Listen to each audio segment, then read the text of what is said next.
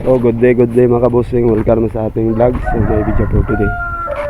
So ngayong araw ay pang 2 weeks pa lang ito mga kabusing. Ayan mga kabusing. So ito yung project natin dito sa may areang Pulumulok mga kabusing. So isa itong boarding house. So mga kabusing, yung DIY natin na hambayan, so na-set up na natin. So pati yung bintana ay kinabit din natin na. Yan. So bali 6 na kwarto to yung mga kabusing. So nakapag-trusses na tayo. Yan, so nakapag-umpisa rin tayo sa pag-roping. Yan. Yan mga kabusing. So tara, punta natin doon sa loob at silipin natin yung mga kasama natin. Yan, so ito yung unang bed room. Yan yung pangalawa. So pangatlo. Yan. So continue pa rin natin yung trusses at yung pagbubong. So ayan. So tipin natin yung mga kasama dito. Ayan. So nakapag-piling na rin sila ng tayo ng division dito sa may kwarto.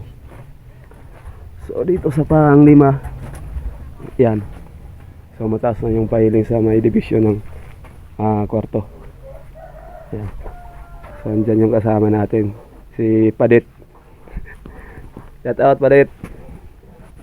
Shout out Padit. So dito tayo sa number 6 at number 7 na room mga kabusing. So ayan, dito yung si Uncle.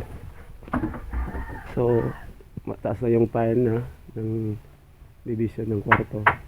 So ayan na po yung huling pile dito sa loob ng kwarto. So ayan, isilip natin. So may CR ito sa loob at lababo. Col, okay ka rin dyan, Col? Oh, yan. So, ayan yung CR banda. So ito yung kwarto. So ito yung pang-6 na kabuuan na yung bali dalawa na tong room na nabuo. So ginawa na lang namin ng isa. So medyo malaki itong pang-6. Yan. So yan, habang si Jack naghihintay ng nagpakulo muna ng tubig kasi mga api kami.